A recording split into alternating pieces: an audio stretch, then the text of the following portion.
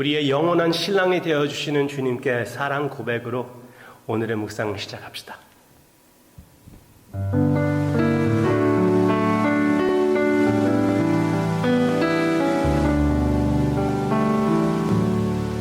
갈릴리 바닷가에서 주님은 시몬에게 물으셨네. 사랑하는 시몬아, 넌 날 사랑하느냐? 오 주님, 당신 나를 아십니다. 사마리아 우물가에서 주님은 여인에게 물으셨네. 사랑하는 여인아, 넌 날 사랑하느냐? 오 주님, 당신 나를 아십니다.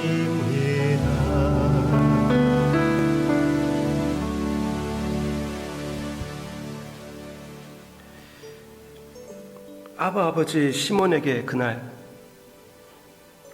정답을 주심을 감사를 드립니다.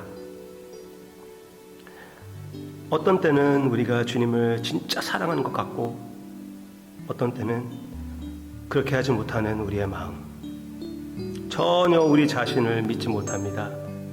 그러나 확실한 것은 이 믿음을, 주님을 향한 사랑을 주님께서 아무도 건드리지 못하는 우리 마음 가장 깊은 곳에 심어주신 것을 믿습니다.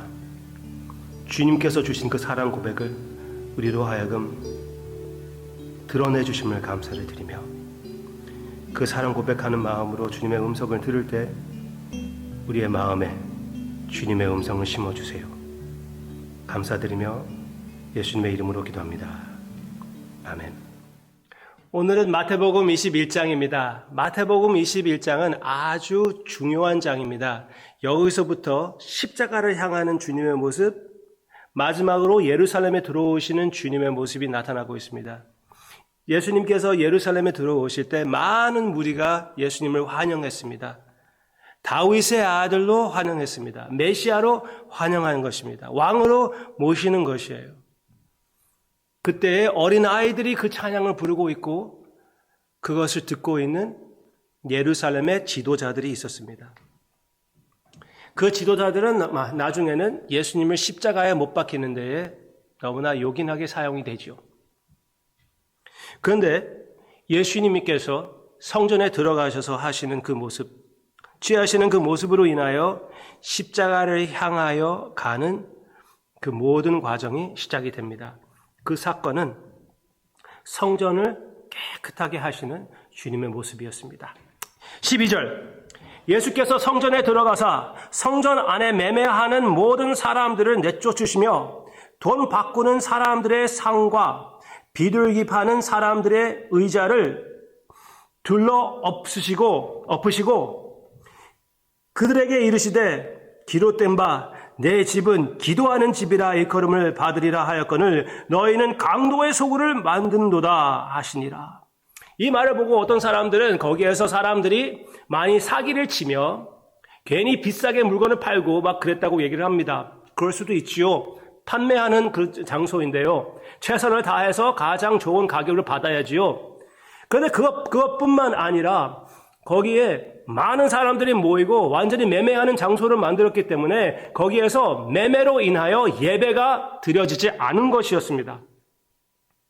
어떻게 이렇게 막 하는 그런 막 양소리가 나오고 있는데 어떻게 그 와중에서 그 가운데에서 예배를 드릴 수가 있겠습니까? 그러나 병든 자들, 몸이 불편한 자들, 이방인들, 그들이 예배 드릴 곳은 바로 그 장소밖에 아니었거든요. 그러니까 그들이 들어올 수 있는, 그 성전에 올 수 있는 그 에리어는 바로 거기밖에 없었는데 거기에서 시장을 펼쳐 놨으니 주님께서 분노하시며 아주 멋있게 거기에 판매하는 모든 자들을 내쫓으시고 거기에서 14절 맹인과 저는 자들이 성전에서 예수께 나오매 고쳐주시니 예수님이 치료해 주셨습니다. 대제사장들과 서기관들이 예수께서 하시는 이상한 일과 또 성전 치료하는 것이 예수님께서 치료하는 것이 그들이 볼 때는 이상한 일이었습니다. 또 성전에서 소리 질러 호산나 다윗의 자손이여 하는 어린 이들을 보고 노하여 화가 났어요. 찬양 소리를 듣고 화가 났습니다. 예수님께서 질병을 고치시며 참 메시아의 모습을 나타냄으로써 많은 사람들이 메시아로 인정하는 것 대하여 그들이 분노했습니다. 예수께 말하되 16절 그들이 하는 말을 듣느냐? 예수께서 이르시되 그렇다. 듣고 있대요. 예수님께서 찬양을 듣고 계십니다. 어린 아기와 젖 먹는 이들의 입에서 나오는 찬미를 온전하게 하셨나이다 함을 너희가 읽어본 일이 없느냐 하시고 예언을 실천하신다고 주님께서 말씀하시며 그들의 찬양을 기쁘게 받아주시는 우리 주님의 모습을 보게 됩니다. 오늘은 여러분들에게 여기에 나오는 주님의 마음을 보여드리고 마무리하고자 합니다. 우리의 참 메시아이신 예수님이 나타나셔서 메시아로 인정하는 아이들의 그 모습을 보시고 기뻐하시는 주님의 마음. 이미 우리가 몇 번씩 묵상했는데 예수님께서 아이와 같은 그 믿음을 귀하게 여기며 아무리 어른이라고 된다고 해도 아이와 같이 주님을 의지하는 그 은혜를 바라보는 자들을 주님께서 기쁘게 받아주시는 그 모습, 그 마음. 내 자신을 의지하지 않고 오직 주님의 의 그리고 주님의 긍휼을 의지하는 우리의 모습이 될 때 우리의 찬양을 받아주신다는 것이에요. 아무리 목소리가 이쁘지 않다고 해도 어린 아이의 음성, 그 믿음이 담긴 그 찬양을 주님께서 기뻐하신다는 것이에요.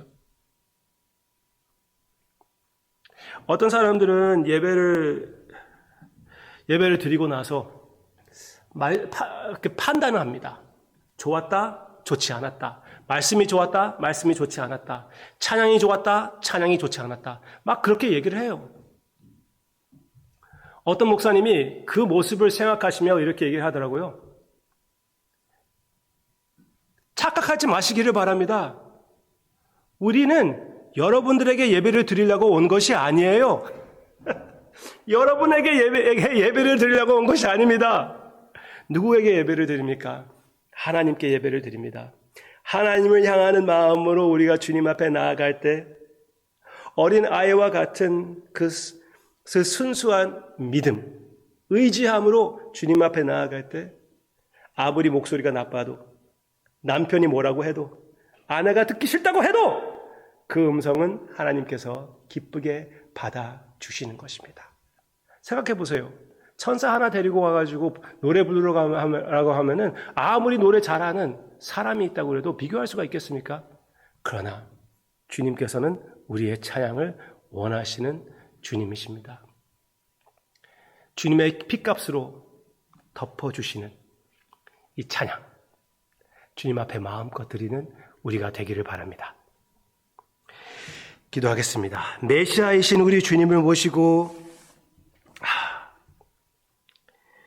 완전케 된 성도님들과 함께 천군 천사의 찬미에 참여하여 너무나 어리석고 미련한 어린아이와 같은 우리가 주님을 의지하며 찬양을 할 때 주님께서 기쁘게 받아주신다는 그 사실 마음속에 한 번 더 그려보며 새로 한번 다짐합니다. 우리의 목소리가 아무리 쉬고 아무리 듣기 좋지 않다 해도 주님께서 들어주신다고 하니 최선을 다하여 찬양의 삶으로 주님 앞에 나아가는 우리가 되게끔 성령님께서 역사해 주시기를 간절히 기도하고 원합니다. 전적으로 우리 주님을 의지하며 아버지께 영광을 드리며 예수님의 이름으로 기도합니다.